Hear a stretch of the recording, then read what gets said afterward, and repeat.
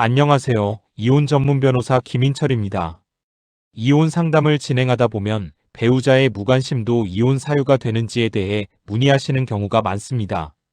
결론부터 말씀드리면 단순한 무관심만으로는 바로 이혼이 인정되기 어렵지만 그 정도가 심각하고 장기간 지속되어 혼인관계를 유지하기 어려운 수준이라면 이혼 사유로 인정될 수 있습니다. 법원은 감정의 문제를 넘어 혼인관계가 실질적으로 유지되고 있는지를 기준으로 판단합니다. 첫 번째로 무관심의 정도가 중요합니다. 단순히 대화가 줄어들거나 표현이 부족한 수준은 일반적인 부부 갈등으로 볼 수 있지만 상대방의 존재를 사실상 무시하고 전혀 교류가 없는 상태라면 문제의 성격이 달라집니다. 부부로서 최소한의 정서적 교류가 이루어지지 않는 경우에는 혼인관계의 본질이 흔들린 것으로 평가될 수 있습니다. 두 번째로 지속성이 핵심 판단 요소입니다. 일시적인 무관심이나 갈등 상황은 이혼 사유로 보기 어렵지만 수개월 또는 수년에 걸쳐 지속되고 개선의 여지가 없는 경우에는 혼인관계 파탄으로 이어질 가능성이 높습니다. 특히 장기간 반복된 무관심은 단순한 성격 문제를 넘어선 것으로 평가됩니다. 세 번째로 무관심이 혼인 생활에 미친 영향이 중요합니다. 서로의 일상에 전혀 관여하지 않고 경제적 협력이나 정서적 교류가 단절된 경우라면 사실상 부부로서의 공동생활이 이루어지고 있다고 보기 어렵습니다. 특히 자녀 양육이나 생활 유지에도 영향을 미친다면 그 정도는 더욱 중요하게 평가됩니다. 네 번째로 무관심의 원인도 함께 고려됩니다.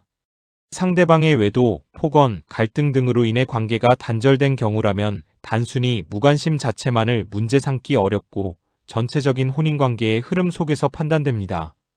반대로 특별한 이유 없이 일방적으로 무관심을 유지한 경우라면 그 자체가 책임 사유로 평가될 수 있습니다. 다섯 번째로 다른 사유와 결합되는 경우가 많습니다. 무관심은 별거, 대화 단절, 경제적 방임 등과 함께 나타나는 경우가 많으며 이러한 요소들이 누적되면 혼인관계 파탄으로 인정될 가능성이 높아집니다. 법원 역시 하나의 사유만이 아니라 전체적인 관계를 종합적으로 판단합니다. 여섯 번째로 입증이 필요합니다.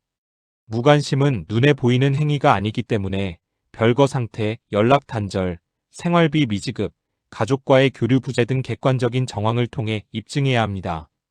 주변인의 진술이나 생활 패턴도 중요한 자료가 될 수 있습니다. 일곱 번째로 결국 회복 가능성이 핵심입니다. 현재 상태가 일시적인 문제인지 아니면 더 이상 회복이 불가능한 상태인지에 따라 이혼 인정 여부가 달라집니다. 이미 관계 회복의 의지가 전혀 없는 상태라면 혼인관계 파탄으로 인정될 가능성이 높습니다. 결론적으로 배우자의 무관심은 그 자체로 이혼 사유가 되는 것이 아니라 그로 인해 혼인관계가 유지될 수 없는 상태에 이르렀는지가 핵심입니다.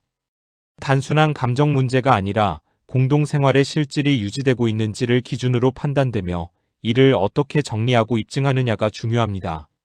이혼 전문 변호사 김인철 법률사무소로 문의 주시면 언제든지 문의 주시면 부담 없이 상담드리겠습니다.